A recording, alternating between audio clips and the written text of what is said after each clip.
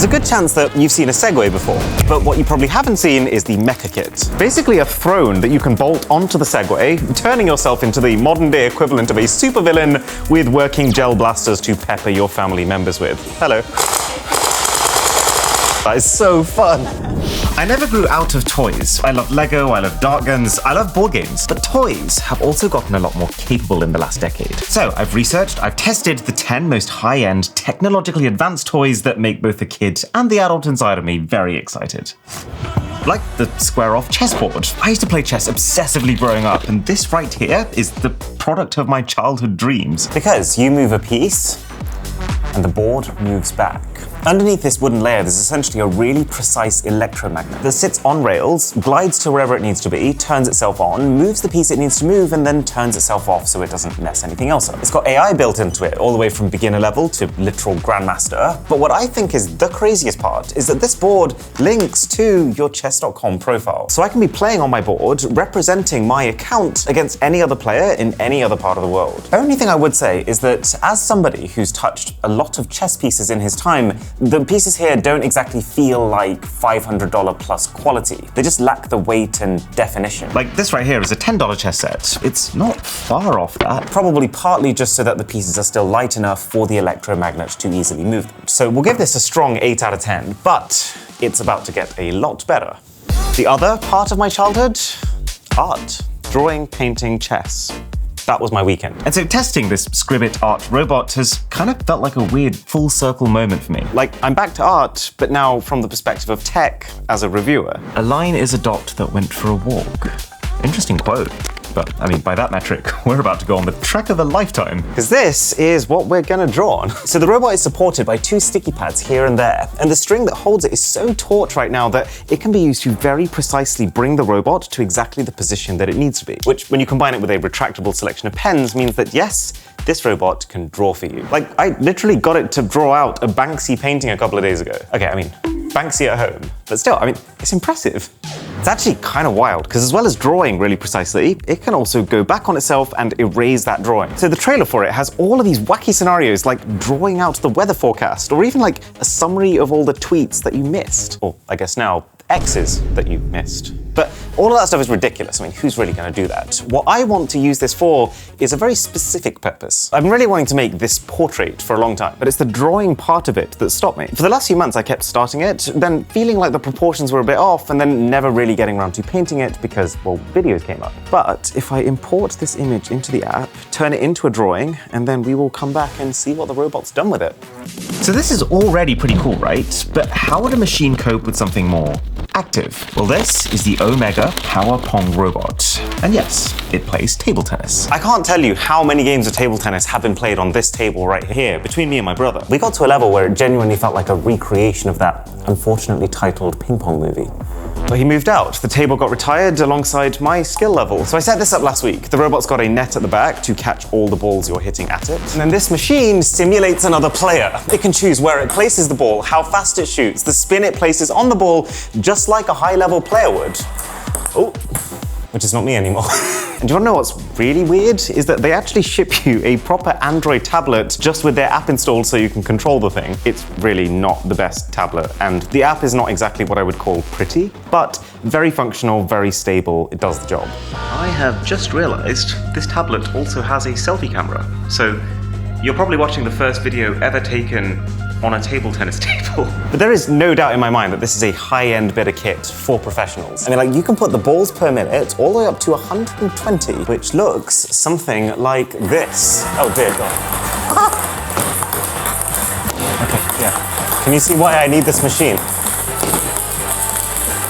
When I was growing up, going to the big toy shop once every few months was literally the high point of my life. And if there's one category I spent the largest amount of time in, apart from video games and Pokemon, it would be Nerf guns. We used to basically play deathmatch, where everyone would get a Nerf gun, and then as soon as you get hit once, you're out the game. Well, this, the Caliburn C4, is the adult version of that. That's actually probably underselling it. Because this is the most powerful Nerf gun in the world. So the vast majority of Nerf guns are bolt action, which essentially means you pull back the handle, you're loading a spring, and then press the trigger to release it. It's not bad, but the issue with Nerf is that because they're trying to mass market it, and also because they're trying to appeal to kids and don't really want someone to end up in the hospital with one eye left, they use very small springs. So if you get a good Nerf gun, you might be able to shoot it up to 50 feet per second, but the Caliburn, with a spring the size of my head, can shoot it up to 300. Plus it's got a rail to mount an actual professional optic sight. Does mean it's an absolute beast to reload though.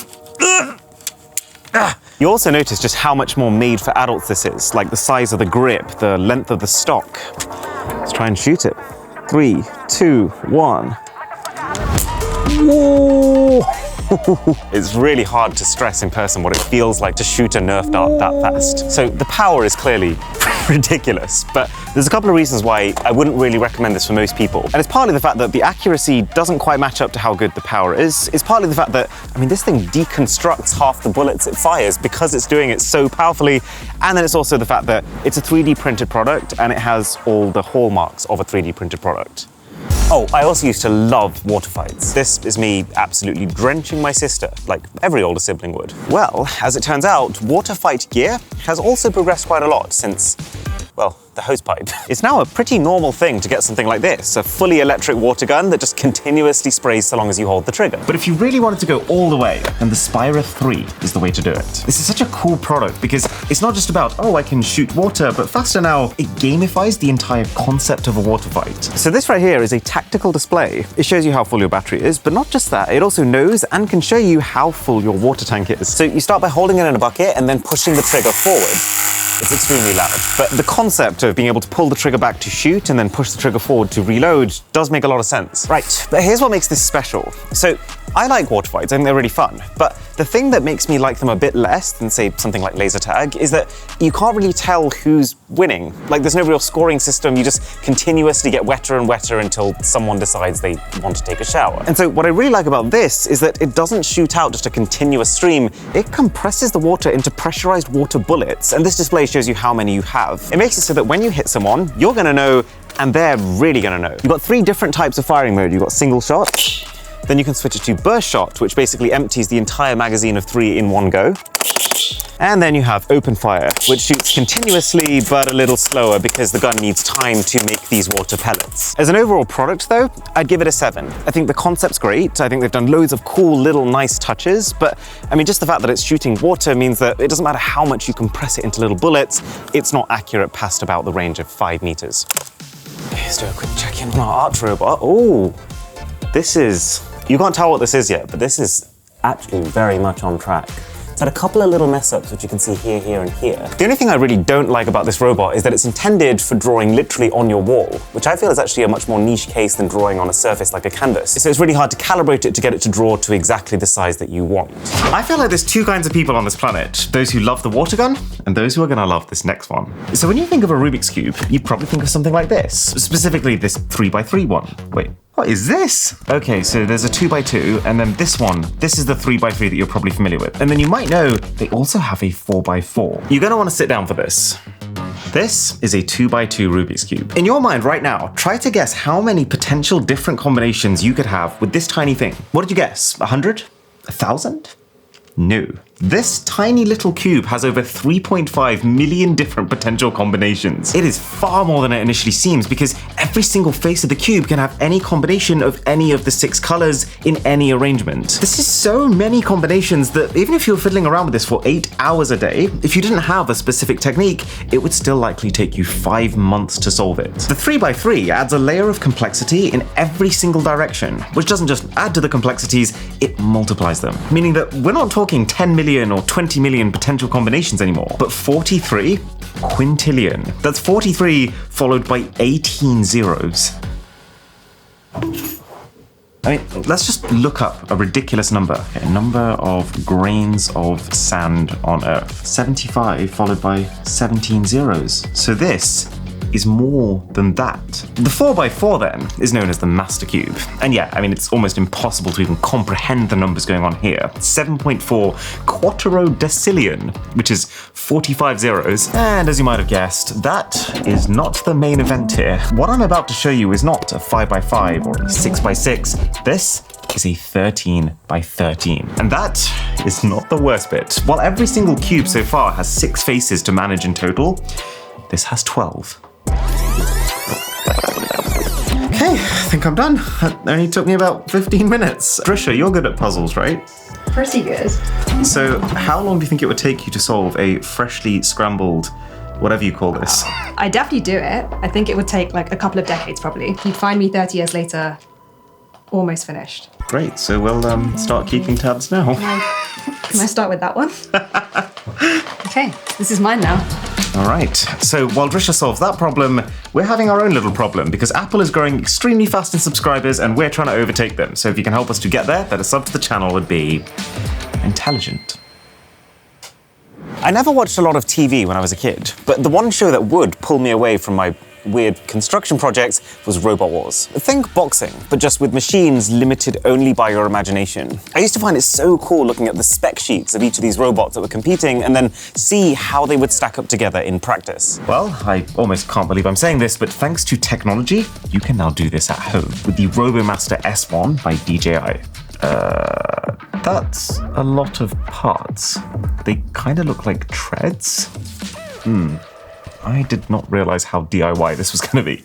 Okay, so both of these robots took 4 full hours to put together, so I really hope you like Lego. But in a way, these things are actually even more technologically advanced and impressive than those things that only used to be limited to TV back in the day. Because like just on this head alone, you've got a 1080p live streaming gimbal stabilized camera and a working gun. It's got an LED that can outline the launch trajectory and then it shoots out these gel beads within that trajectory. And when I first used the thing, I could not believe how agile it is. It's so zippy and fast, but at the same time, just really smooth, which is especially important since you can play using your phone by looking at the first-person view from the camera. But, I mean, as cool as the gimbal is, the base of the robot is arguably the even more impressive bit, because I mean, the entire reason we had to go to hell and back to install each one of these rollers individually onto the wheels is so that the machine can travel not just forward and back, but literally strafe left and right, like in a video game. And then all of these lit up pads are smart armor. So you set them to whatever color you want, and they can detect both infrared and the impact from gel beads. Because yes, this thing shoots them. Although I will say the gel beads are not the most precise instrument, so we've been sticking to the infrared. So if I move my aim up and shoot this smart pad, can you actually see the robot recoil in real life? It's kind of insane. The other person will physically feel the impact of the shot through the vibration on their phone, and their HP bar will actually drop. Okay, duel versus Drisha. Both of us have 200 hit points, which means 2 hits, and we're dead. Ready? 3, 2, wait! Okay, all right, let's just go. Oh my lord, I'm trapped! You cornered me! And now you're running circles around me. Great. I win? Yeah. I won the practice, okay? I just wasn't recording. I don't think it's an exaggeration to say that this is the coolest toy I've ever used in my life. It's just, I'll give it a 9 because it's slightly let down by the $549 price tag. And the fact that to get nearly the most out of it, you kind of need to get 2. But hypothetically, what if we went even more extreme with the Traxxas X01, the world's fastest ready-to-race supercar? For context, most good toy remote control cars will top out at around 15 miles per hour. This 155. Yes, 155 miles per hour. That's more than 2 times the maximum speed limit you're allowed to drive with a real car on any road in the UK. And then the acceleration. This thing does 0 to 60, like 60 miles per hour in 2.3 seconds. Or in other words, faster than the fastest real Ferrari in the world. How? Well, part of the equation is let's just stick a massive motor on the inside, but the other half of the equation is the optimization of forces. When you're building a car that you want to travel really quickly, but also do so with grip, you have to minimize your drag and also maximize the amount of downforce. So by the whole thing being very low profile, you're minimizing what's called the frontal area, which is the size of the hole that your car has to punch through the air as it's traveling forward. Plus, the slopes on the car just naturally allow that air to travel around it easier. And wherever the air encounters a bump like this, or the spoiler at the back, it creates regions of high air pressure that are pushing the car down and keeping it from skidding. I'm just thinking, how much recording time are we going to have before this car plows into that camera? Like 0.7 seconds? Oh, we try it. Okay. 3, 2, 1, go.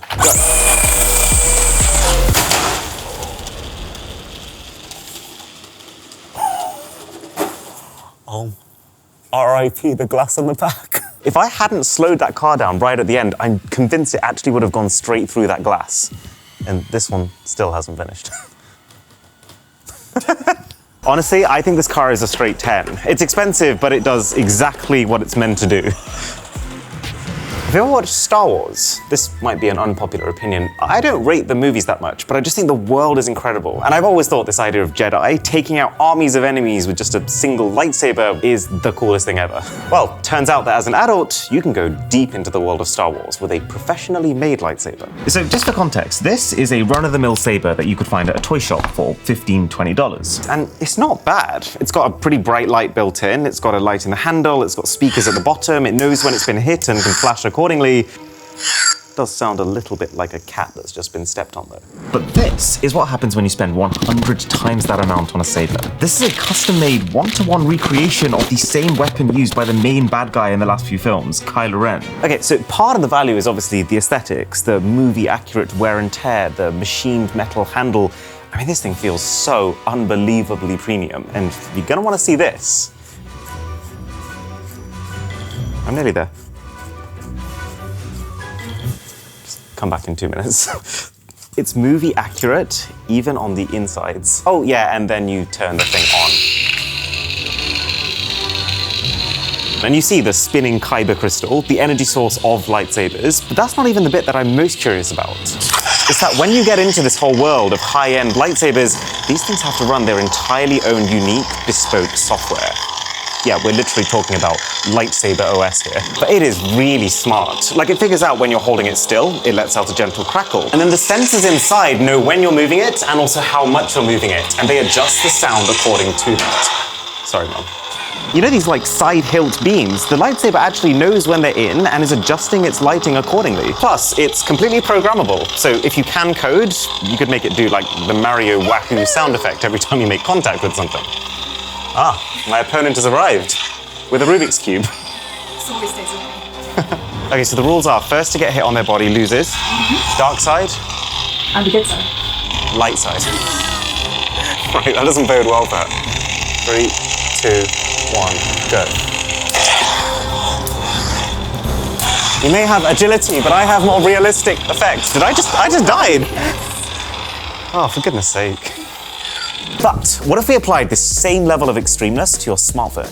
Well, you would get this, the Red Magic A-Test Pro. It takes all the things that your smartphone might already do to help you play games well and dials them up to the next level. For example, you might have heard of phones with large 5,000 mAh batteries. This has a 6,000 mAh cell. You might have used a phone that has 8 or 12 gigabytes of RAM. This has up to 16 gigs of the fastest RAM you can get, as well as 512 gigs of the fastest UFS 4.0 storage. You might own a phone that has an extra copper layer inside of it to conduct heat out and keep the internals cool. This has an 11-layer cooling system, a double-layer super large vapor chamber, an additional layer of graphene, one of the most conductive materials on the planet, and it's all assisted by a 20,000 RPM, basically silent turbofan to propel that hot air out. This keeps your hands cool, your chip cool, your battery cool, and your performance consistently high. And then to finish the whole thing off, you have shoulder triggers, optimized for low latency, an upgraded triple camera, and the fastest Snapdragon 8 Gen 2 chip, combined with a secondary coprocessor that just focuses on letting you game better. Plus 3 colors, Midnight, Platinum, and Aurora.